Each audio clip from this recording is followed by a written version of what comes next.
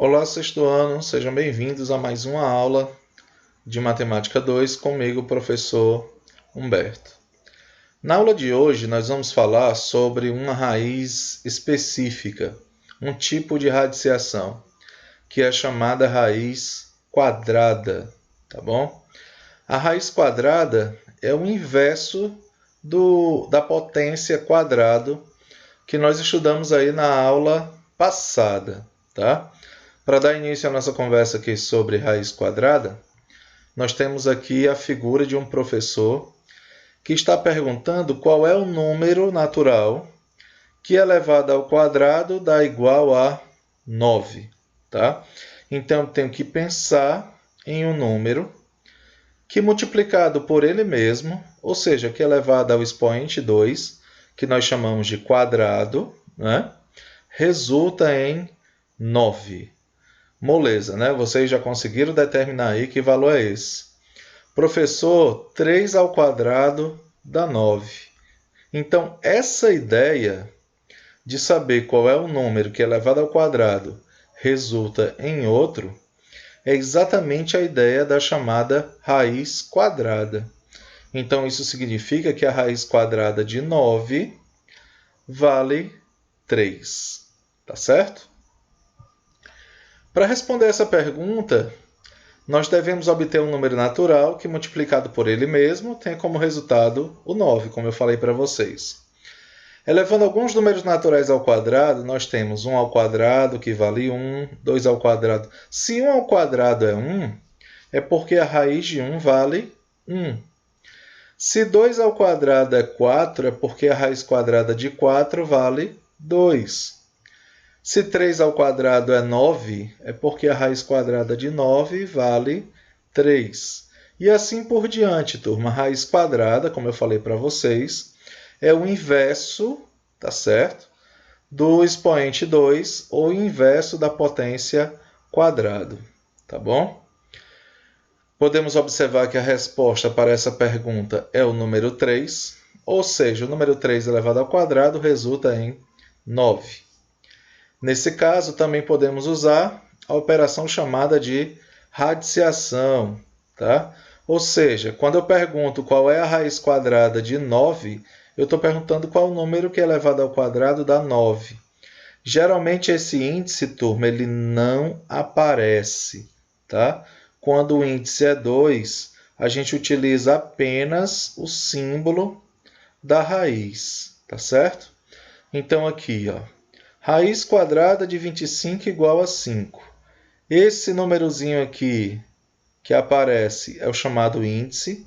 Lembrando, quando ele é 2, ele é omitido. Tá? O símbolo da operação de radiciação, nesse caso, é o radical. O número que está dentro do radical é o chamado radicando. É o número a qual eu quero determinar, a raiz. E o resultado é a chamada raiz quadrada. Tá? Em geral, a gente representa a raiz quadrada sem indicar o índice 2, escrevendo apenas o símbolo e o número a qual que nós vamos determinar a raiz quadrada, certo? Com base na palavra latina radix, que significa raiz, o símbolo ao lado foi usado para indicar a raiz quadrada pela primeira vez. Esse símbolozinho aqui representava exatamente a chamada raiz quadrada. Né? Ele foi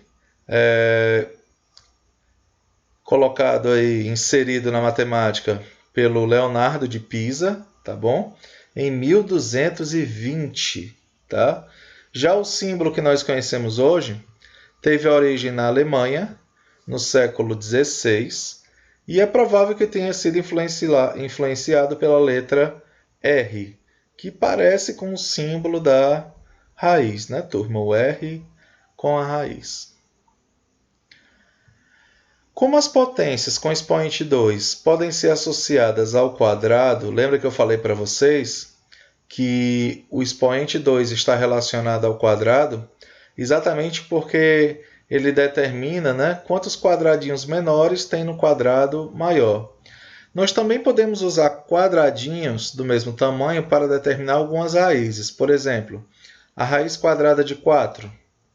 Aqui, são 4 quadradinhos formando um quadrado maior. Eu só tenho que observar quantos tem em cada linha e quantos tem em cada coluna. São 2 em cada linha e 2 em cada coluna. Então, a raiz quadrada de 4 vale 2. 16. Eu monto um quadradinho maior com 16 quadradinhos menores. Eu vou observar que tenho 4 em cada linha e 4 em cada coluna. Então, a raiz quadrada de 16 vale 4. E a raiz quadrada de 64, por exemplo, eu monto um quadrado maior com 64 quadrados menores, tá certo? E observo que vou ter 8 em cada coluna e 8 em cada linha. É claro que esse método não é tão prático, chamada forma geométrica, né? Ela não é tão prático quando eu trato de raízes quadradas com números naturais bem grandes. Por exemplo, raiz quadrada de 625. Eu não vou ter paciência de construir um quadrado maior utilizando 625 quadradinhos menores, tá? É por isso que nós utilizamos a forma algébrica, tá bom? Que se torna, no caso, melhor de se trabalhar, melhor de se calcular a raiz quadrada desses números. Os números 1, 4, 9, 16, 25 e 36, eles são chamados de números quadrados perfeitos. Quadrados perfeitos por quê, professor? Porque, como nós vimos anteriormente, com esses valores, eu posso formar quadrados maiores, tá certo? Não é todo número que eu posso fazer isso, tá? Sendo assim, esses números quadrados perfeitos possuem raiz quadrada exata, tá? Todos os números quadrados perfeitos possuem raiz quadrada exata. A raiz de 1 é 1, então 1 é um quadrado perfeito. Raiz de 4 é 2, 4 é um quadrado perfeito. O 9, o 16, o 25 e o 36. Todas as raízes estão expostas aí para vocês observarem, tá certo? E nós podemos utilizar, é claro, tá? A calculadora também, para nos ajudar a calcular a raiz quadrada de os valores que a gente julgar muito grandes, tá certo, turma? Mas eu vou estar ensinando aqui também para vocês outras técnicas para determinarmos a raiz quadrada sem precisar da ajuda da calculadora, tá? Aqui, por exemplo, a raiz quadrada de 36. Tem um símbolozinho específico na calculadora, vocês encontram até no celular de vocês também, no modo científico, tá? Que é esse símbolozinho aqui que representa a raiz quadrada, tá bom?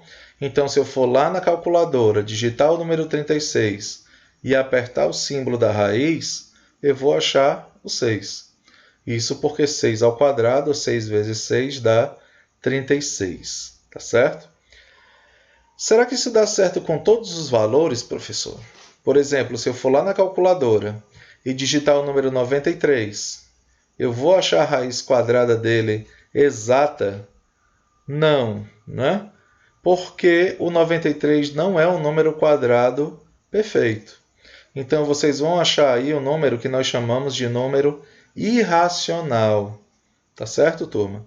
O número de 93 vai ter, na verdade, infinitas representações após a vírgula. Tá certo? Já o número 81, por exemplo, se calcular a raiz quadrada dele, vai dar apenas 9. Então, se a raiz quadrada é exata, ele é um quadrado perfeito. Tá bom? Qual é o menor número quadrado perfeito com 3 algarismos? O menor número de 3 algarismos quadrado perfeito é o número 100. Tá certo? Aliás, qualquer número que tenha a quantidade de zeros pares é um quadrado perfeito. Por exemplo, 100 são 2 zeros. Então, 100 é um quadrado perfeito. 10.000 são 4 zeros. 4 par. Então, 10.000 é um quadrado perfeito. Tá certo? Então, todo valor, toda base de 10 que tiver uma quantidade de zeros pares, ele será um número quadrado perfeito. Tá bom? Uma dica aí para vocês. E explicando melhor para vocês aqui um pouquinho da atividade que segue aí do nosso conteúdo, nós vamos ter o seguinte: calcule mentalmente a raiz dos seguintes números. A raiz quadrada de 1, que é um número que multiplicado por ele mesmo dá 1, é o próprio 1. A raiz quadrada de 4 vale 2. A raiz quadrada de 9 dá 3. A raiz quadrada de 16 dá 4, porque 4 vezes 4 é 16. A raiz quadrada de 25 vale 5. E a raiz quadrada de 100 vale 10. Tá? Escrevam a igualdade usando os números 2, 12 e 144 e os símbolos da raiz quadrada e igual. Depois determine qual desses números representa o índice, o radicando e a raiz quadrada. Tá?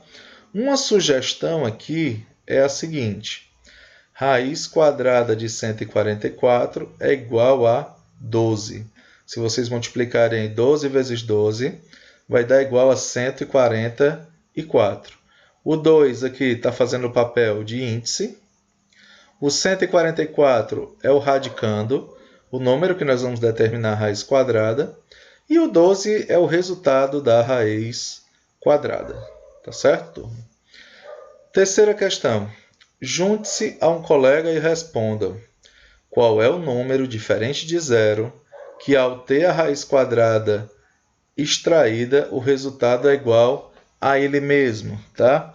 Esse número diferente de zero, que ao ter a raiz quadrada determinada é igual a ele mesmo, é o número 1.